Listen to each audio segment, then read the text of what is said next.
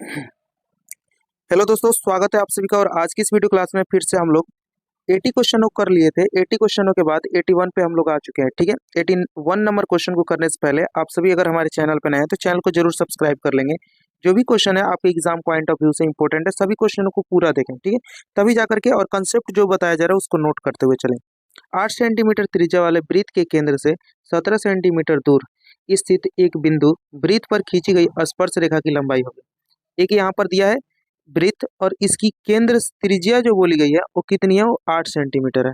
कितना है दोस्तों? तो बोला गया है ना 8 सेंटीमीटर है। त्रिज्या यहाँ पर जो दी गई है वो बोला गया है वो 8 सेंटीमीटर है। और बोला गया कि एक बिंदु है और इसके केंद्र से जो है ना दूरी इसकी बोली गई है वो कितनी है, 17 सेंटीमीटर, यानी 17 सेंटीमीटर। तो इसकी स्पर्श रेखा याद रखेंगे, इसकी जो स्पर्श रेखा है इसकी लंबाई ज्ञात कर देना है हमें। तो याद रखेंगे स्पर्श रेखा और त्रिज्या के बीच में 90 डिग्री का कोण बनता है और यहाँ पे 90 डिग्री का अगर कोण बनेगा तो ये सामने वाला क्या होता है, कर्ण। कर्ण का मान दिया है, आधार का मान दिया है और लंब का मान हमसे पूछा है। तो लंब बराबर क्या होता है, तो लंब बराबर याद रखेंगे, लंब बराबर हो जाएगा कर्ण का स्क्वायर। 17 का स्क्वायर करेंगे तो 289, और 289 में से घटा क्या लेंगे, आधार यानी 8 का स्क्वायर 64 घटा लेंगे। जैसे ही घटाएंगे तो क्या आएगा, यहाँ से 9 में से 4 गया 5, 8 में से 6 गया 2, और यहाँ 225 आ जाएगा। और 225 का क्या निकाल देते हैं, वर्गमूल निकाल देंगे। 225 का वर्गमूल क्या होगा, 5, क्योंकि लंब स्क्वायर बराबर होता है कर्ण स्क्वायर माइनस आधार स्क्वायर। तो स्क्वायर लंब का स्क्वायर हटाएंगे तो इधर रूट चढ़ जाएगा, यानी 15 सेंटीमीटर इस क्वेश्चन का सही आंसर हो जाएगा, जो कि इस प्रश्न का सही आंसर यहाँ पर दिया हुआ है ऑप्शन ए में। ठीक है, चलिए नेक्स्ट प्रश्न की तरफ बढ़ते हैं। नेक्स्ट नंबर क्वेश्चन क्या है, देखते हुए चलेंगे कि एक घन का विकर्ण दिया है और इसकी देखो घन का विकर्ण की लंबाई दी गई है और बोला है क्या, तो बोला गया है तो संपूर्ण पृष्ठीय क्षेत्रफल ज्ञात करें। तो अच्छा, घन की विकर्ण की लंबाई जो होती है √3a होता है। ठीक है, और √3a किसके बराबर है, 5√3 के। तो याद रखेंगे √3 से √3 कट गया तो a का मान 5 आ गया। तो संपूर्ण पृष्ठीय क्षेत्रफल होता है 6a²। तो यानी 5 का स्क्वायर करेंगे 25, और 25 में 6 से गुना कर देंगे, a स्क्वायर का मान आएगा 25, और 25 में 6 से गुना कर देंगे तो 25 छक कितना हो जाएगा, 150 सेंटीमीटर। यानी देख सकते हैं 150 सेंटीमीटर स्क्वायर इस क्वेश्चन का सही आंसर हो जाएगा, जो कि ऑप्शन बी में यहाँ पर देख सकते हैं दिया हुआ है। ठीक है, चलिए उम्मीद करते हैं आप सभी को समझ में आया होगा। घन का विकर्ण √3 होता है, √3 से √3 कट गया, a का मान आ गया 5, और यहाँ पे घन का जो संपूर्ण पृष्ठीय क्षेत्रफल का फॉर्मूला होता है वो होता है 6a²। ए क्या है, तो भुजा है, तो 5 भुजा है, तो 5 का भुजा का स्क्वायर यानी 25 में 6 से गुना कर देंगे 6 क्वेश्चन का, और यहाँ पर ए स्क्वायर का मान आया था 25, 25 का 150 होता है, यानी इसीलिए क्वेश्चन का सही आंसर बी हो जाएगा। ठीक है, उम्मीद करते हैं आपको समझ में आ रहा होगा। नेक्स्ट क्वेश्चन है, यदि बेलन की और शंकु की त्रिज्या और ऊंचाई समान हो तो उनके आयतनों का अनुपात क्या होगा। तो याद रखेंगे बेलन की त्रिज्या और शंकु की त्रिज्या मतलब त्रिज्या और ऊंचाई समान है, तो याद रखेंगे बेलन का जो आयतन होता है वो होता है क्या, πr² h होता है। लेकिन अगर बात किया जाए शंकु का आयतन क्या होता है, तो 1/3 πr² h होता है। तो πr² h से πr² h कट गया, 3 ऊपर चला जाएगा, 1 नीचे आ जाएगा, इसीलिए इस क्वेश्चन का सही आंसर हो जाएगा 3:1। 3:1 देख लीजिए यहाँ पे किस ऑप्शन में दिया है, तो ऑप्शन बी में दिया है, यानी इस क्वेश्चन का सही आंसर ऑप्शन बी हो जाएगा। चलिए नेक्स्ट क्वेश्चन की तरफ बढ़ते हैं। नेक्स्ट नंबर क्वेश्चन क्या है, सुराही सुराही का संयोजक होता है। देखिए सुराही जो होता है ना, एक बेलन होता है ऊपर में, ठीक है, और नीचे में क्या होता है, एक गोला होता है। तो बेलन और गोला याद रखेंगे ऑप्शन ए में दिया हुआ है। ठीक है, उम्मीद करते हैं आप सभी को समझ में आया होगा। तो यहाँ पर इस क्वेश्चन का सही आंसर क्या हो जाएगा, ऑप्शन ए। ठीक है, उम्मीद करते हैं आप सभी को समझ में आया होगा। चलिए नेक्स्ट क्वेश्चन की तरफ बढ़ते हैं। नेक्स्ट क्वेश्चन क्या है, यहाँ पर देखिए क्या बोला गया है कि एक घड़ी के मिनट और सुई में 45 मिनट मिनट में बनाया गया कोण क्या है। अच्छा, मिनट घड़ी के मिनट की सुई की बात की गई है।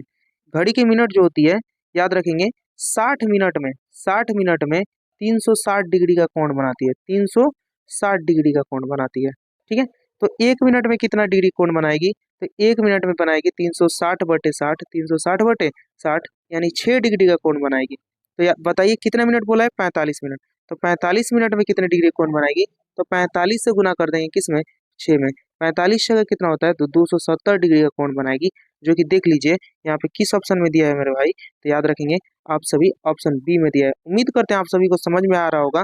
जल्दी से फटाफट लाइक कर देंगे और चैनल पे नए हैं तो चैनल को सब्सक्राइब कर देंगे। यहाँ पर देखेंगे क्वेश्चन नेक्स्ट क्या है, पी त्रिज्या वाले वृत्त के कोण थीटा के त्रिज्या खंड का क्षेत्रफल क्या होगा। तो त्रिज्या खंड का जो क्षेत्रफल होता है वो होता है θ/360 और πr²।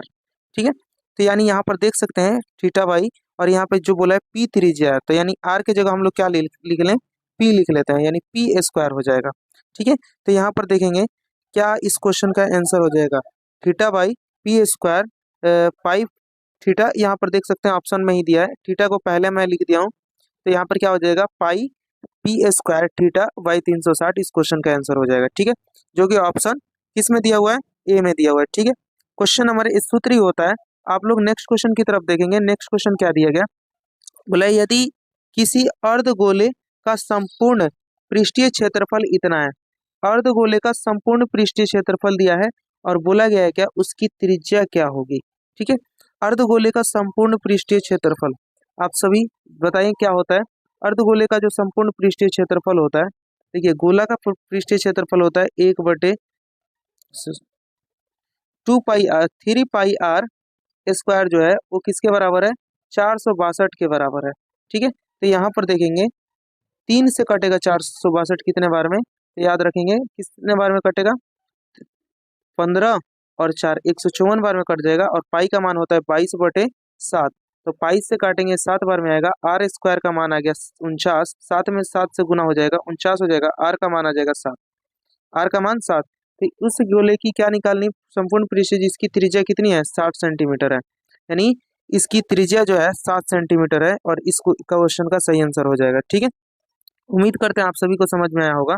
चलिए नेक्स्ट क्वेश्चन की तरफ बढ़ते हैं। नेक्स्ट क्वेश्चन क्या है, एक समबाहु त्रिभुज का क्षेत्रफल दिया है। ठीक है, तो समबाहु त्रिभुज का क्षेत्रफल होता है √3/4 a² बराबर 81 दिया है, तो इसकी भुजा ज्ञात करना है। ये इसकी भुजा है √3, अब यहाँ देखेंगे √3 से, याद रखेंगे √3 से √3 कट जाएगा। अब देखेंगे 4 यहाँ पे किस में है, भाग में, इधर जाएगा तो गुना में हो जाएगा, तो यहाँ से a² हटाएंगे तो इधर रूट चढ़ जाएगा, तो यहाँ पे 81 का वर्गमूल 9 आ गया, और इसकी 4 का वर्गमूल 2 आ गया, 9 दूनी कितना हो गया 18, इसकी भुजा आ गई।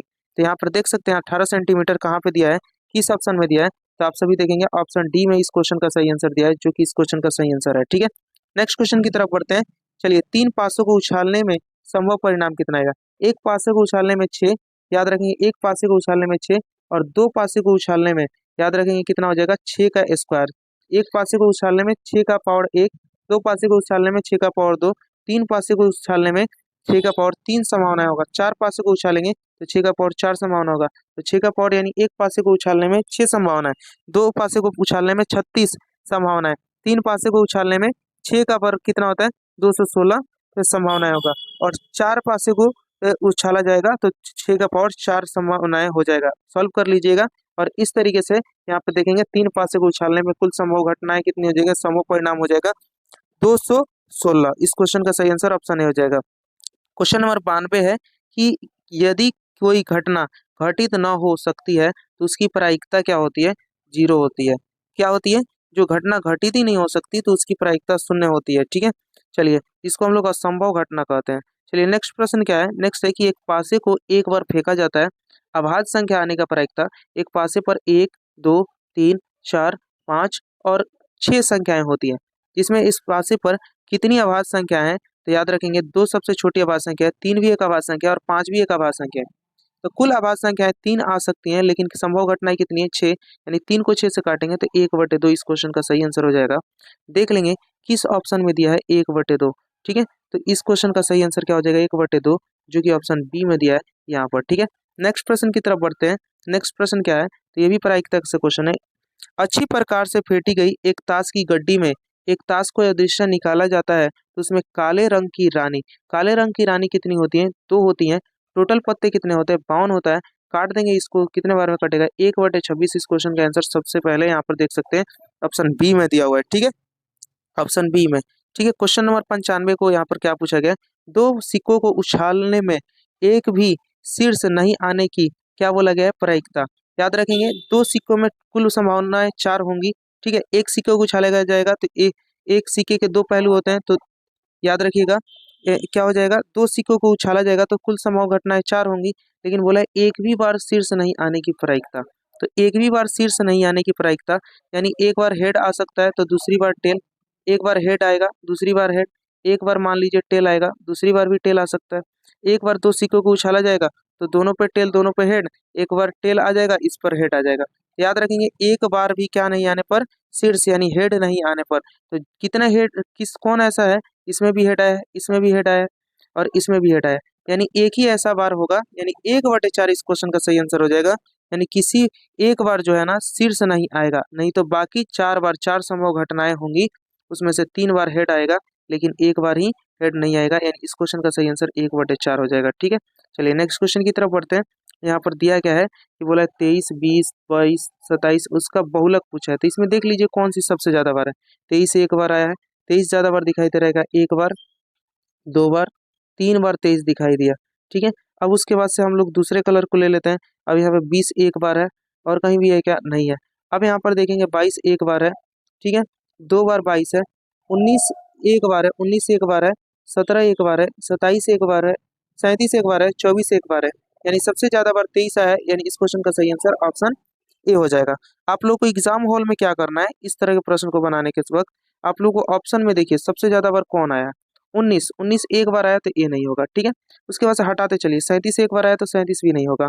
अब देखिए 22 को, 22 देखिए कितनी बार आया, तो 22 एक बार आया है, तो 22 भी नहीं होगा। तो सीधी सी बात है क्या हो जाएगा, तो याद रखेंगे, देख लीजिए सीधे तौर पे यहाँ पे 23 2 बार दिखाई दे दिया, इसीलिए यहाँ पर आंसर क्या हो जाएगा, 3 बार है लेकिन 2 ही बार देख लिए तो हम लोग काम हो गया, यानी इस क्वेश्चन का सही आंसर ऑप्शन ए हो जाएगा। ठीक है, ऐसे बनाना है।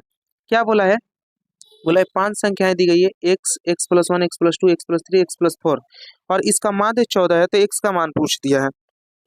तो याद रखेंगे यहाँ पे इसका x+2, देखिए एक तो तरीका है प्रेक्षणों का योग निकाल दीजिए, अपरट्य प्रेक्षणों की संख्या, तो प्रेक्षणों का योग निकालेंगे तो यहाँ पे देखेंगे टोटल प्रेक्षण कितने हैं, 5 हैं, और इनमें सभी में प्लस का अगर निशान दे देते हैं, तो यहाँ पर देखिए सब में अगर प्लस का जहाँ कामा है वहाँ पे प्लस का निशान दे देते हैं, और यहाँ पर तो देखेंगे कितना हो जाएगा, 1x, 2x, 3x, 4x, 5x, तो यहाँ पे हो जाएगा कितना मेरा भाई, 5x हो जाएगा।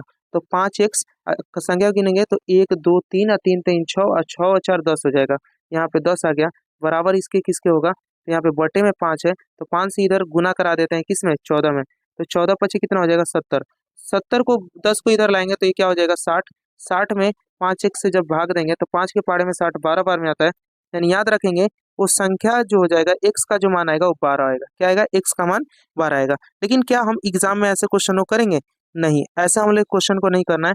आप लोगों को पता है कि लगातार संख्याएं जो होती है उनका योग ऐसे हम लोग लगातार संख्याओं को लिख सकते हैं।